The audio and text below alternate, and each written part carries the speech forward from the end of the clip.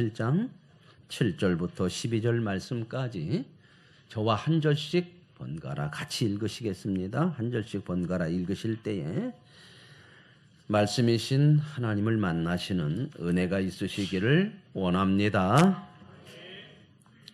구하라 그리하면 너희에게 주실 것이요 찾으라 그리하면 찾아낼 것이요 문을 두드리라 그리하면 너희에게 열릴 것이니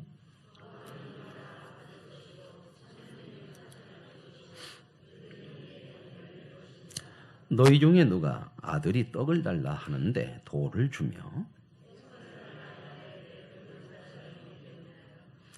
너희가 악한 자라도 좋은 것으로 자식에게 줄 줄 알거든 하물며 하늘에 계신 너희 아버지께서 구하는 자에게 좋은 것으로 주시지 않겠느냐.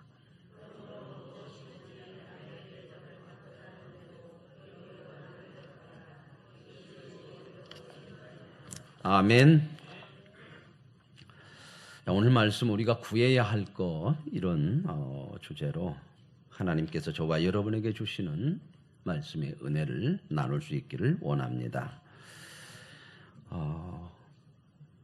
사람마다 다 이게 관점이라는 게 있어요. 그렇죠? 그래서 보는 관점, 듣는 관점, 여러 가지 관점이 다양한데요. 그래서 자기의 보는, 보고, 듣는 관점으로 행동을 하죠. 그래서 같은 말을 해도 어떻게 듣느냐 하는 그런 관점에 따라서 이해도 생각도 행동도 달라질 수 있어요. 때로는 이런 관점이 다르기 때문에 사람들에게 다툼도 일어나기도 해요.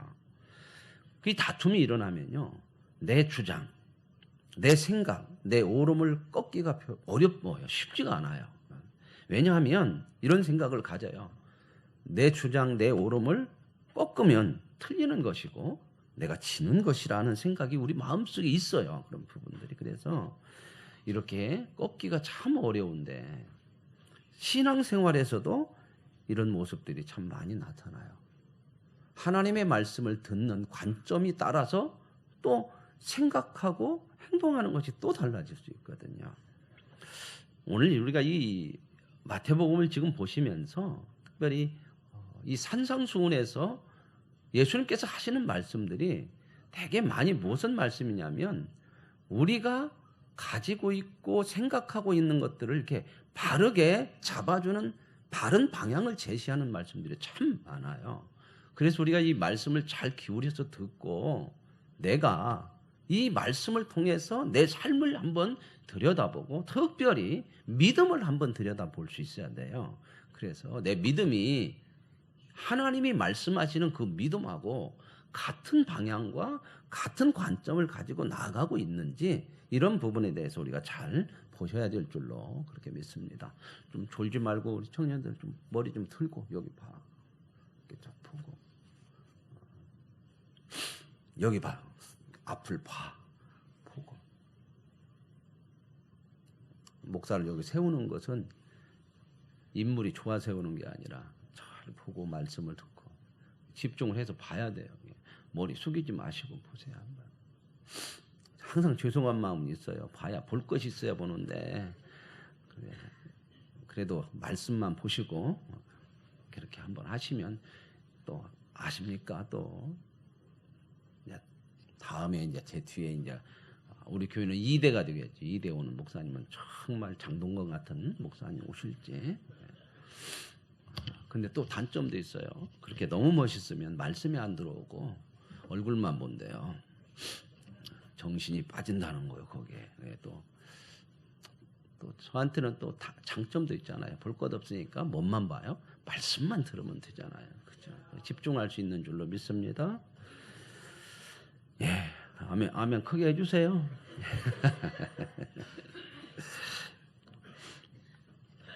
오늘 본문 말씀이 7절부터 11절까지죠. 그 말씀에 보면 너무나 이 말씀을 잘 들어서 우리는 기도에 대한 말씀으로 이렇게 생각을 많이 해요. 물론 기도에 대한 말씀인데 어떤 생각을 많이 갖냐면 오늘 본문 여러분 기억하시죠?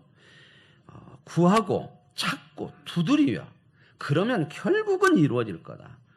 그래서 이 말씀을 그렇게 많이 해석을 해요. 포기하지 않고 열심히 기도하라. 그러면 하나님 아버지신데, 오늘 말씀의 내용이 그러냐, 하늘 아버지신데 우리의 기도를 안 들어주겠느냐? 열심히 간절히 기도하면 반드시 응답이 될 것이다. 이렇게 많이 해석을 하고 그렇게 너무 많이 들어왔어요. 물론 그 말씀이 있잖아요. 구하라고 찾고 두드리라. 하나님 아버지가 하물며 들에 핀 백합화 공중난의 새보다 그런 것보다 귀하지 않냐. 너희는 하늘 아버지 아니냐. 안 들어주겠느냐. 그래서 이렇게 기도 쪽으로만 이렇게 쭉 이렇게 해석을 해버리면 이제 무슨 문제가 걸려버리냐면요. 오늘 본문이 7절부터 몇 절까지예요. 단락이 있어요. 단락을 성경에 보면 이렇게 점으로 찍어져 있다든지 이렇게 돼 있어요. 7절부터 몇 절까지가 단락인 것 같아요? 12절까지가 단락이죠. 그죠? 단락인데 그러면 마지막 12절이 뭐라고 나오냐면 이렇게 나와요. 한번 다 확인해 보시죠. 12절. 앞에 쭉 이렇게 얘기했잖아요. 구하고 막 열심히 두드리고 해라. 누가 아들이 떡 달라고 하는데 뱀을 주겠느냐? 좋은 거 주시지 않겠냐? 하나님 아버지인데 그러니까 달라고 하면 준다. 이런 얘기죠. 그런데 12절에 그러므로 무엇이든지 남에게 대접받고자 하는데도 너희도 남을 대접하라. 이것이 율법이요 선지자니라. 이렇게 나와 있거든요. 그럼 접속사가 이제 그러므로라고 하는 거죠. 제가 이 접속사를 무슨 접속사냐 도대체 저도 한번 찾아봤어요. 찾아봤더니 접속 부사더만요. 영어에서는 접속 부사더라고. 이 그러므로라고는 그 단어의 영어는 대어퍼. 그래서 그러므로 접속 부사로 나오더라고. 그래서 이제 쭉 찾아봤더니 이 접속사는 그러므로라고 하는 것은 앞의 내용과 뒤의 내용이 일관성이 있어야 돼요. 같은 맥락이어야 된다 그 말입니다. 쉽게 얘기하면 나는 정말 배가 고파. 그러므로 나는 밥을 먹을 거야. 이렇게 뭔가 연관성이 있잖아요. 그죠? 왜 갑자기 막 그렇게 막 복잡하게 막 문법을 얘기해. 문법에 그냥 막 뒤었는데. 그죠? 그래서 이제 보면 앞의 내용하고 뒤의 내용하고 일관성이 있어야 되는데 앞의 내용이 열심히 기도하면 하늘아버지인데 안 주겠느냐? 그러면 뒤에도 이제 그런 내용하고 연결이 잘 돼야 된단 말이에요. 일관성이 있게.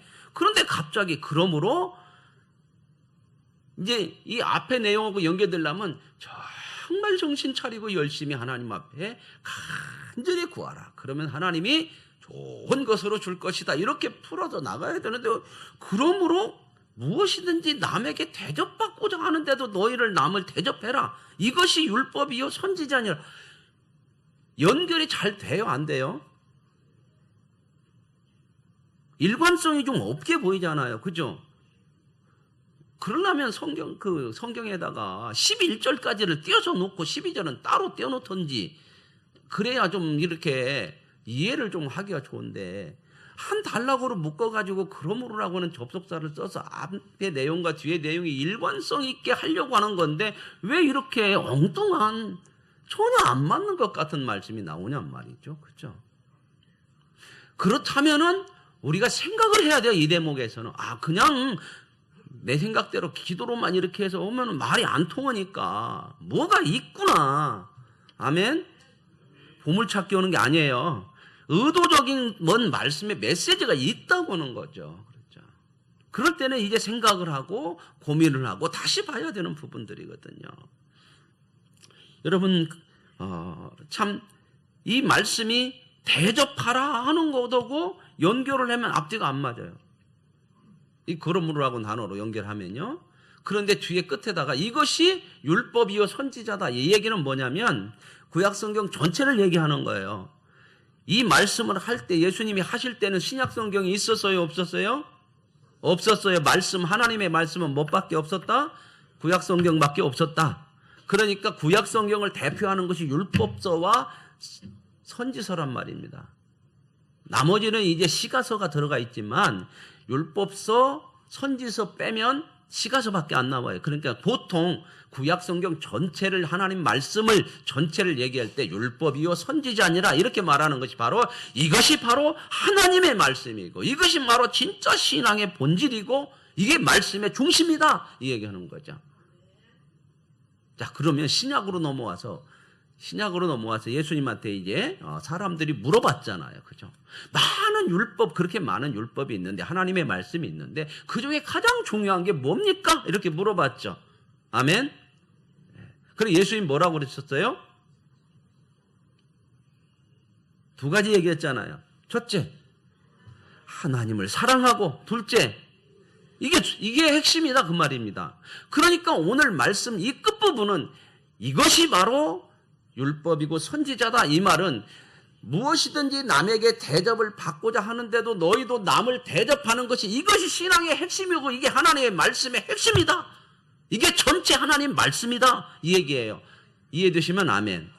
그러면 이제 이 대접을 받는다고는 얘기하고 앞에 기도하고 막 구하라는 얘기하고 연결을 어떻게 시켜야 될 거냐, 이게 중요한 거죠. 오늘 그 말씀을 제가 드릴 겁니다. 그러죠?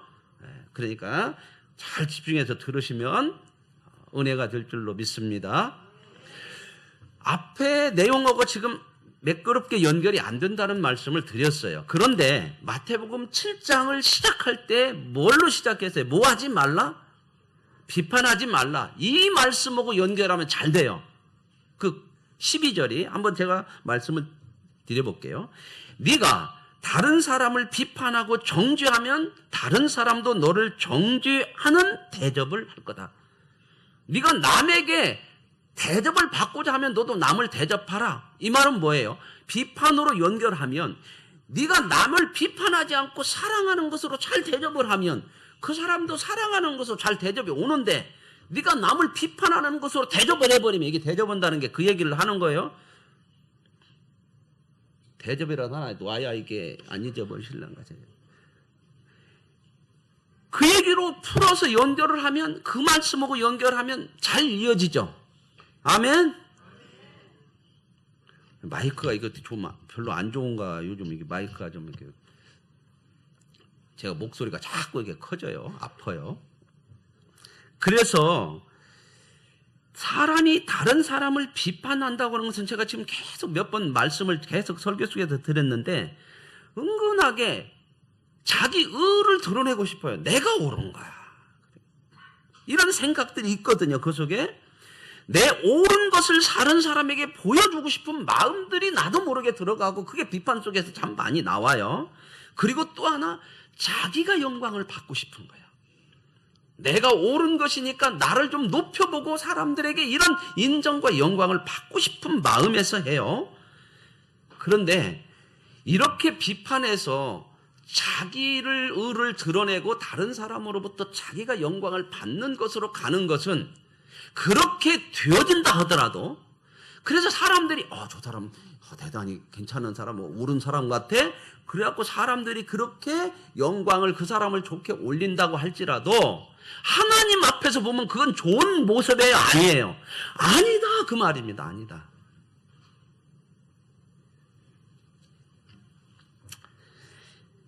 이건 진정한 믿음의 모습은 아니라고 하는 거죠. 그래서 예수님께서 이 비판을 하지 말라, 그런 말씀인데, 우리가 때로는 비판할 때는 틀렸을 때 안 해요. 그죠? 내가 틀리면 비판해요, 안 해요? 미안해서도 못하지. 그죠? 내가 틀렸는데 어떻게 비판하고 나와요? 뭔가 내가 맞았다고 생각하는 거, 저 사람이 틀렸다고 생각할 때의 비판도 나오는 거죠. 그죠? 그죠? 예. 어떤 때는 설교하면서 그런 생각이 들어가요. 내가 막 아닌 것을 막 기다고 막 강요를 하나, 막 그런 생각도 들어갈 때가 있어요. 목사는 고민이 들 때가 있어요. 참. 왜 목사가 목회를 하면 할수록 더 어렵죠. 말씀을 더 보고 설교를 하면 할수록, 시간이 갈수록 더 어려워요.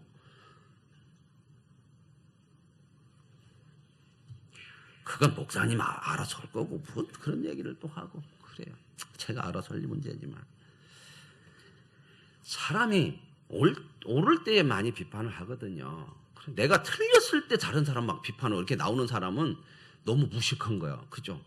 그럼 사람들이 금방 욕하거든. 너나 잘해, 너나 막 그러거든요. 그러니까 그 정도까지는 우리가 안 가요. 머리라는 게 있어요. 우리도 다 생각하는 게 있잖아요. 근데요, 내가 그 문제에서 안 틀렸다고, 그 한 가지 문제에서 옳다고, 우리가 온전해요? 그러지 않거든요. 근데 우리는 이런 걸 너무 쉽게 잊어버려요. 내가 이 문제에서 안 틀렸으면 다 온전한 것 같아.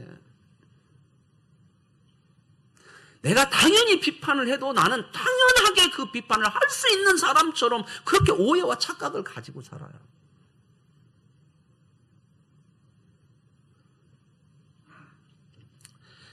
그래서 사람들이 이제 비판을 하고 자기가 옳다고 하는 것을 자꾸 드러내고 자기 영광을 가지려고 하면, 사람들에게 그런 걸 자꾸 인정받으려고 하면요, 어떤 생각이 드냐면 자꾸 사람의 의식이 돼요. 이제 의식이 돼가지고 이번에 내가 이거 비판했는데 다음에도 또 옳다고 하는 것을 다 보여야 되는데, 사람이라는 게 계속 오를 수가 없거든. 그러니까 그때부터 뭐에 빠지냐면 의식에 빠져요. 앞에서 다 나온 내용이에요. 말씀이 자꾸 의식이에요. 사람 앞에 잘 보이고 사람 앞에 인정받고 하려고. 어떤 분이 그런 말을 하더라고요. 사람에게 너무 의식하고 사람에게 인정받는 대로 자꾸 생각하면 그 사람에게 노예가 된대. 그 사람의 노예가 된다는 거예요. 나도 모르게 그렇게 돼요. 참 깊이 생각을 해본 문제더라고. 그래서 의식에 빠져서 자꾸 사람을 의식하면서 아닌데도 그것을 감추려고 하고, 그러면서 비판을 하면서 내가 더 옳은 것처럼 더 비판이 나와요. 이제 꿈에서까지. 그러면 사람들에게 그렇게 보일지는 모르지만은 내가 그런 의식에 빠져서 자꾸 가면 나는 하나님의 사람으로 세워지는 것은 안 된단 말입니다. 계속 안 돼요. 더 하나님의 사람으로 안 세워져. 그게 바로 뭐예요? 네가 남에게 대접을 받고자 하는 대로 네가 그런 식으로 의식으로 나가고 하면 너에게 대접이 어떻게 돌아오냐면, 내가 믿음으로 안 세워지는 그 대접이 나한테 와요. 내가 그렇게 된다 그 말입니다. 그래서 이 말씀을 너희가 정말 이게 하나님의 말씀이야, 율법이야, 선지자요, 이거 정말 중요하게 생각해야 된다. 신앙의 핵심, 하나님의 말씀 중심이 이거다. 남에게 대접 받고자 하는 대로 너도 남을 대접하라. 네가 만약에 남을 비난하는 것을 꾸며서라도 그렇게 하고, 사람은 모르고 사람은 네가 옳다고 그렇게 할 수 있지만, 그것이 의식으로 가면 나중에 대접이 어떻게, 의식이니까 가짜가 들어온다는 거예요. 내 안에 대접이 나한테 어떤 대접으로 오냐, 거짓된 신앙, 거짓된 인격, 이런 것으로 내게 대접으로 돌아온다 그 말입니다. 진실한 신앙에 이를 수가 없다 하는 겁니다. 그렇기 때문에 지금 여기서 이 말씀이 율법이요 선지자다, 이게 정말 신앙의 핵심이다. 이거 잘 들어라. 이게 하나님의 말씀이라는 겁니다. 하나님을 사랑하고 이웃을 사랑하라고 말씀했죠. 그렇죠?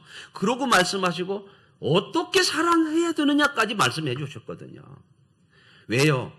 왜 이런 말씀이 계속 붙냐면, 우리는 인간이 사랑을 한다고 하면서도 얼마나 이렇게 가식적일 수가 있고요, 자기 유익을, 자기를 드러내기 위한 것으로 빠질 수 있는 게 너무 많거든 우리가.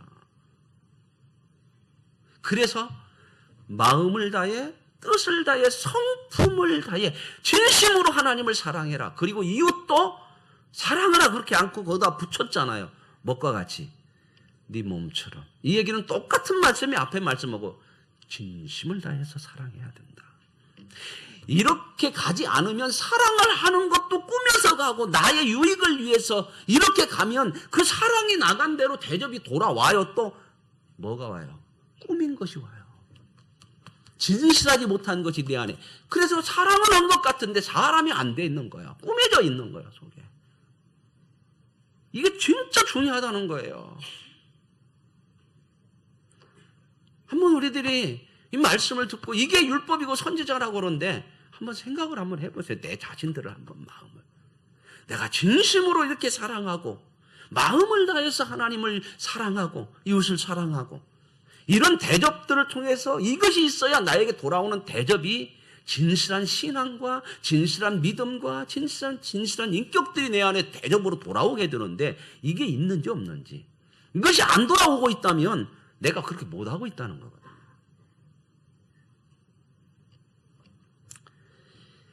다른 사람을 비판함으로써 자기의 옳음을 드러내면요, 사람들은요 때로는 겉으로 볼 수 있거든요. 그러잖아요. 아, 저 사람을 인정해주는 그런 모습들이 있을 수 있어요. 아, 저 사람 그래도 오라 똑똑이야 막 그래서 박수 쳐줄 수 있지만요, 그건 진정한 영광 아니에요. 그렇기 때문에 그렇게 박수 치던 사람들이요, 자기의 유익과 뭔가 틀리다 생각하면 언제든지 버려요. 그래서 그 본색이 드러날 때가 있어요. 추락해지는 게 있거든요. 자, 그렇다면요, 우리가 어떻게 하면 이웃을 내 몸처럼 하나님을 정말 진심을 다해 사랑할 수 있을까? 그것은요, 오늘 말씀에서 보면 예수 안에 있을 때만, 믿음의 사람으로서만 가능하다는 거죠. 보세요. 예수 안에 있다고 하는 게 뭐예요? 하나님이요, 저와 여러분과 하나님이 원수가 되었다고 성경은 얘기를 해요. 우리가 하나님과 원수 되었다고 그러잖아요. 죄로 인해서 하나님을 대적하고 살았거든요. 그런데 예수 그리스도를 통해서 하나님께서 원수된 우리를 용서하시고 사하시고 자녀 삼아주신 줄로 믿습니다. 원수된 우리가 하나님의 은혜와 사랑으로 하나님의 자녀가 됐다고 하는 것이 바로 이게 하나님 안에 있어야 되는 거예요. 이런 하나님의 사람이 되어질 때만, 하나님의 은혜로 구원받은 사람만이 이 하나님의 은혜와 사랑을 알기에 이러한 진정한 사랑을 마음을 다해서 할 수 있다는 말입니다. 이 믿음을 가지고 있는 사람만이 우리 자신이 얼마나 죄인이고 다른 사람을 볼 때도 경멸하고 미워하고 비판할 존재로 보이는 것이 아니라 저 사람에게도 내게 은혜를 주신 것처럼 동일한 하나님의 은혜가 필요한 사람이라고 보여지게 되는 거예요. 그래서 비판이 아니라 긍휼히 여기고 기도하고 내 마음을 열어서 용서할 수 있고 이렇게 나갈 수 있다는 거죠. 그래야 하나님의 사람 된 사람만이, 하나님 안에 있는 사람만이 진정으로 상대를, 이웃을 사랑할 수 있다고 하는 겁니다. 그러려면 하나님 안에 있는 사람만이 이렇게 할 수 있다고 그러잖아요. 진정한 사랑을 할 수 있다고 그러잖아요. 그러기 위해서 성경이 뭐라고 하느냐? 너희 안에 뭘 품어라. 하나님 안에 있는 사람, 믿음의 사람으로 서기 위해서 너희 안에 뭘 품어라. 빌립보서 2장에 예수의 마음을 품어라. 이 마음이 품어져서 이 마음이 내 안에 있어져야 그 사랑이 나온다. 그러니 너희는 구하고 찾고 두드리라. 뭐다 위해서 이 하나님의 마음을, 예수의 마음을 품어서 이웃을 진심으로, 하나님을 진심으로 사랑하려면 이것이 품어져야 되니까 그것을 품기 위한 기도, 그것을 찾고 구하고 두드려라. 그러면 하나님이 안 주시겠냐? 이렇게 가야 이게 맞아요.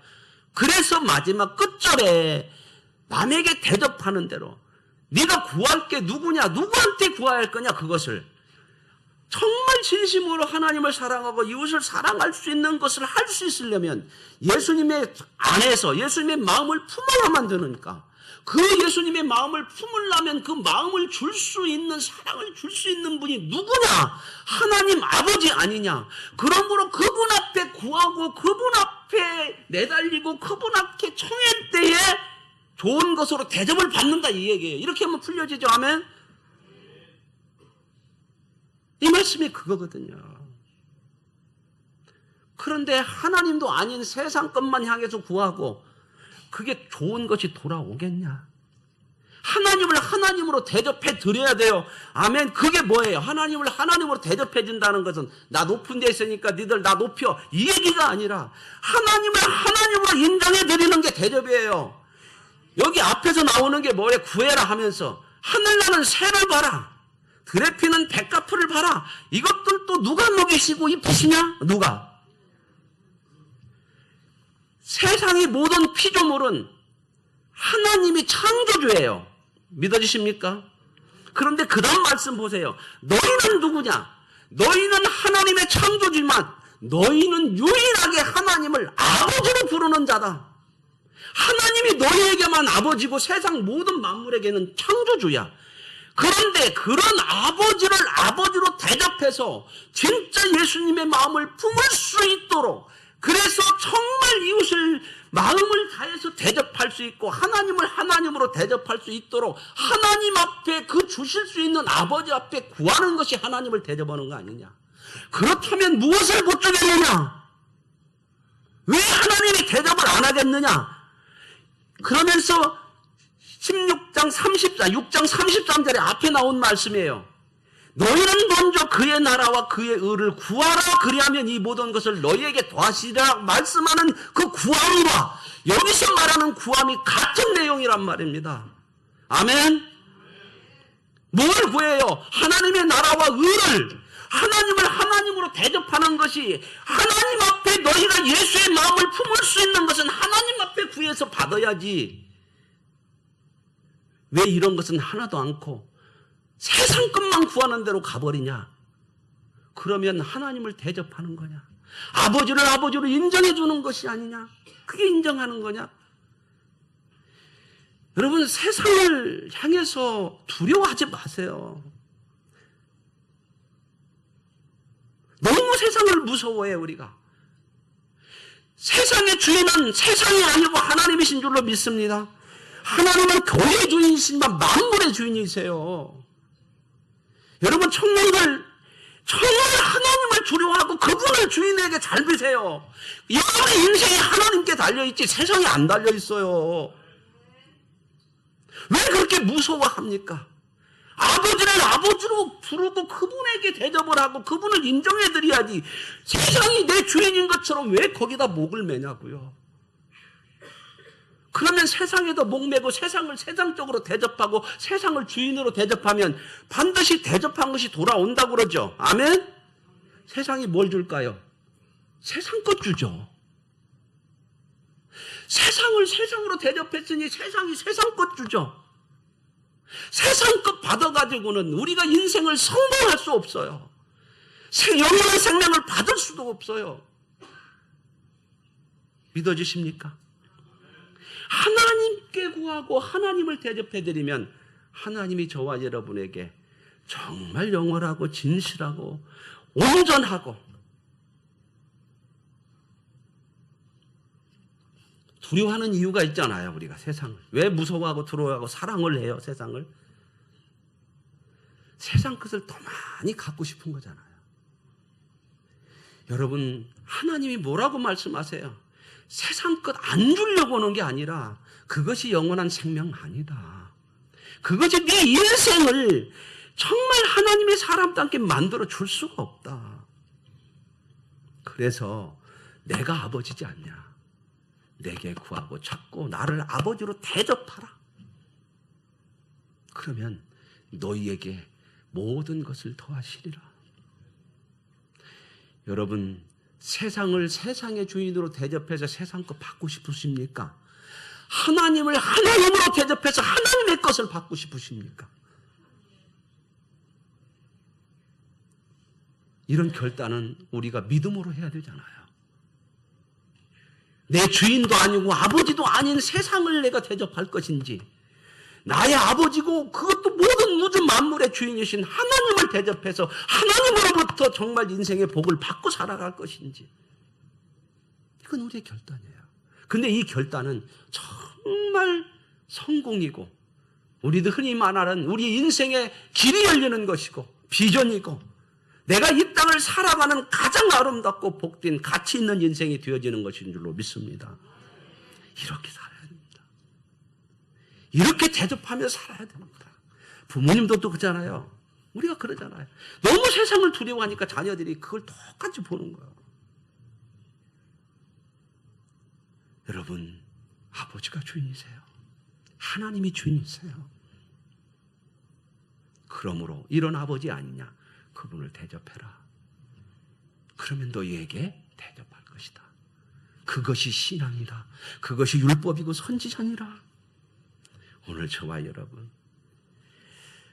하나님께 하나님이 원하시는 것을 대접해 드리십시오. 그러면 여러분의 가정도, 여러분의 인생의 길도, 내 자녀들도, 내가 살아야 될 삶의 길도 하나님이 대접하시는 최고의 대접으로 허락해 주실 줄로 믿습니다. 무엇을 하나님이 못 주시겠습니까? 시원찮은 것으로 대접하시는 하나님이시겠습니까? 일시켜고 뭔가 뺏어가시는 하나님이시겠습니까? 아들을 주셨는데 무엇을 못 주시는 아버지십니까? 오늘 저와 여러분의 영광이 뭘까요? 하나님의 자녀됨 자체가 영광이고 하나님의 아들됨 자체가 영광인 줄로 믿습니다. 그 영광은 힘으로 가는 거 아니고 세상의 능력으로 가는 거 아니지 않습니까? 하나님의 자녀됨의 모습을 향해서 사는 거, 하나님의 아들됨의 모습으로 사는 거, 이게 최고의 영광이고 이것이야말로 하나님이 우리에게 주시는 최고의 대접인 줄로 믿습니다. 세상이 볼 때 죽음이었고, 세상이 볼 때 실패였고, 세상이 볼 때 비참한 것이었고, 세상이 볼 때에 무력한 것처럼 보였던 예수 그리스도의 십자가, 그분의 죽음이 헛되었습니까? 그것이 헛된 영광이었습니까? 그 예수 그리스도의 십자가가, 그 죽음이 인류를 살리고, 하나님이 얼마나 그 예수 그리스도의 십자가를 인정하시면 예수 그리스도를 하나님 보좌 우편에 앉게 하신 줄로 믿습니다. 그리고 예수님이 왜 지금도 성경에 뭐라고 말씀해요? 우편에 앉아서 우리를 위해서 간구하고 계신대요. 왜요? 우리가 자꾸 마음을 세상에 뺏기고 주인도 아닌 것에 뺏기고 지금도 그런 위험 속에 있기 때문에 하늘에 계셨어도 지금도 우리를 위한 기도를 끊임없이 하고 계시는 줄로 믿습니다. 이런 하나님, 이런 예수 그리스도, 그분 앞에 진정으로 우리가 대접해야 될 것이 무엇인지를 다시 한번 생각하시고 이러한 예수의 마음을 품어야만 이웃을 향해서 비판이 아니고 사랑의 대접이 가는 것이고, 연약하고 부족하고 죄가 나타나면 비난하고 정죄하는 것이 아니라 저 사람에게도 하나님의 은혜가 필요하다고 하는 그런 믿음이 가는 거거든요. 그래서 사랑하고 긍휼히 여기고 기도할 수밖에 없게 될 줄로 믿습니다. 그러면 이웃에도 아름다운 대접이 나가잖아요. 그러면 그 아름다운 대접이 이웃을 통해서 우리에게 사랑으로 또 대접되게 온다, 그 말입니다. 그런데요, 이 예수의 마음이 없고 이 예수를 인정하는 믿음이 커지지 않으면 자꾸 세상의 마음을 빼앗기고 주인도 아닌 것에 자꾸 내가 주인에게 매이게 되고 내 믿음이 커지지도 않으니까 이웃을 향한 대접하는 것이 비난과 정죄로 가는 것이고, 그러면 나에게 돌아오는 대접이 무엇이 되겠습니까? 사랑하는 성도 여러분, 고린도후서 5장 17절에 그런 적 누구든지 그리스도 안에 있으면 새로운 피조물이라. 이전 것은 지나갔으니 보라 새 것이 되었도다. 이 말이 뭘까요? 저와 여러분은 이제 새 사람입니다. 그리스도 예수 안에서. 왜요? 어떤 새 사람? 이제는 세상을 대접하고 세상을 따라가고 사람을 비난하는 그런 사람으로 살지 않는, 하늘 아버지를 두고 하늘 아버지가 내 주인이고 인생의 주인이고 만물의 주인 것을 알아서 그분으로 하나님으로 대접해 드릴 수 있는 새 사람, 이 사람이 된 줄로 믿습니다. 이 삶을 누리십시오. 이 삶에 대해서 기쁨과 감사함으로 살아가십시오. 이것이 신앙이고 율법이고 선지자입니다. 오늘 말씀을 마치면서 같이 한번 오늘 12절 말씀을 읽어보시고 우리 마음속에 새기는 귀한 시간 되시기 바랍니다. 함께 읽으십시다. 그러므로 무엇이든지 남에게 대접받고자 하는 대로 너희도 남을 대접하라. 이것이 율법이고 선지자이니라. 아멘. 하나님, 하나님의 말씀의 핵심, 신앙의 핵심, 하나님이 그렇게 말씀하시는 것, 하나님을 하나님으로 대접하고 이웃을 이웃으로 대접할 수 있는 예수의 마음 갖게 하여 주시고, 이 마음이 하나님으로부터만 주어질 수 있어서 하나님을 주인으로 인정해드리고 하나님에게만 구할 수 있는, 그래서 우리의 인생이 대접받는 인생으로, 이 세상에 대접할 수 있는 인생으로 살아가는 복이 있게 하옵소서. 예수님의 이름으로 기도합니다.